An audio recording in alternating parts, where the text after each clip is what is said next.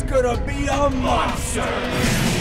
The Monster Energy Motocross Nationals are coming! Sunday, July 18th at the Gopher Dunes Racetrack near Tilsonburg. The gate drops at noon for an awesome 5 hours of extreme action sports racing you'll never forget! Get up close to the most intense hole shot! Bar-to-bar battles and huge air! Check CRCRacing.com! The Monster Energy Motocross Nationals! Sunday, July 18th, Gopher Dunes MX Track, Cortland, Ontario. Race goes rain or shine! Okay, you swingers! This is the final moto of the Western Swing, MX1 Moto 2.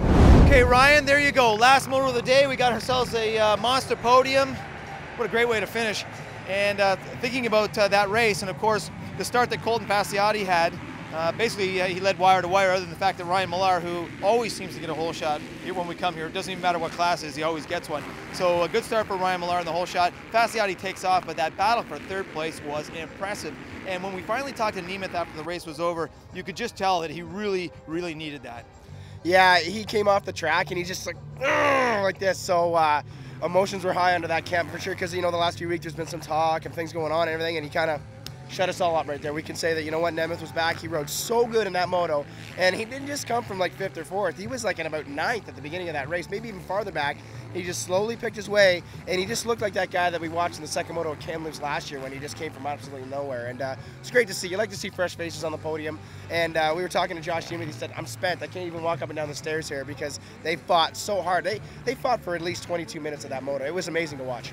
Let's think about some of the players in this one. Of course, Passiati going 1-1 clean sweep. He was untouchable, and even with all those injuries, I mean, heart of a champion, we can't say that enough times. Dusty Klatt by himself in second place for the majority of the race. Behind him, holy smokes, did we have some action. We had Carly in there. Canary goes down when he was in 3rd place. We had Urquhart. We had, there was a cluster back there. Yeah, for a while there, it was looking like there was going to be a huge mix-up with some stuff going on. So all of a sudden, Canary moves into second. He looks like maybe, you know what, I'm going to get a better second moto. Boom, he's on the ground. I'm not too sure if we got the full shot, but we got him rolling. Man, his bike just end over end, number plate all over the place. He picks it up at about 11th, yes, and then right on the end of that train, like you said, and it was just amazing to see. Not much passing going on, and then all of a sudden, like Cornell started picking his way through with Nemeth, and then Liam O'Farrell, best ride of the year for the number 8 machine, Gopher Dunes Suzuki.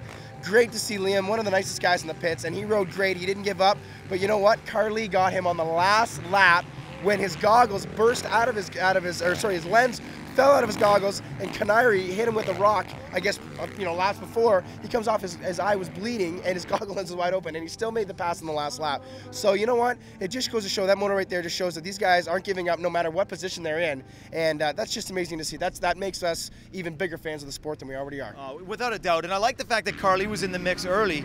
He was wearing the helmet cam for us, and he got into some good battles. I think he would like to have finished a little bit higher. Urquhart, again, is showing that he belongs in that top 5, top 6 area, and you're right. The one thing that I like is we're getting those guys together, race in, race out, so we're starting to build a little relationship there where they're finding each other and knowing that they're going to be in tight. And they're mighty. You know what I like to see? These guys they're starting to bump each other. They're starting to get elbows up. You know, aggression. We're 4 rounds in. You know, we only got what 10 motos to go in the championship here. We got the 2-week break coming up, and these guys are going to sit 2 weeks. You know what? That guy kind of chopped me today. This guy kind of threw a little elbow. I say at Gopher Dunes, we're going to get nasty in the sand, and it's just going to be awesome. And it's just going to make our series even better throughout. It was an awesome day, and to see what Colton Passiati did was just there's not even any words you can say. Colton, you are amazing.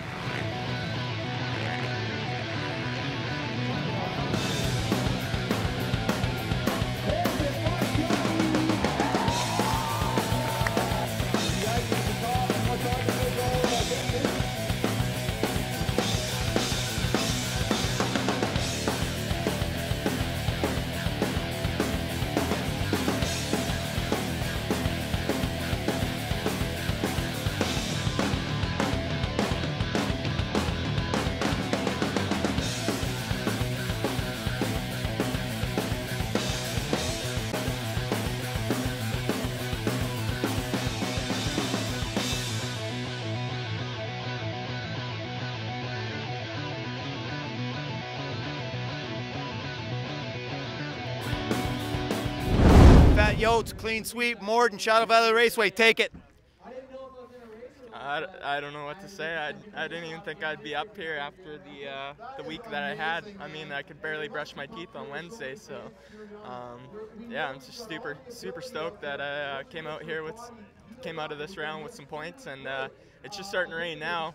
I'm happy the rain held off. We got 2 weeks now before we move into the East Series, round 5 at Go for Dunes. What are you going to do? What's your program going to be like to find those few seconds that you need to do to get up on top of the box?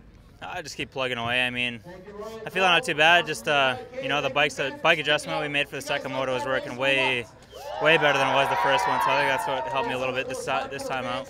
Thanks very much. Thank you. The behemoth, number 32, Cornell Nemeth, with a fantastic pass late in the moto to get into third.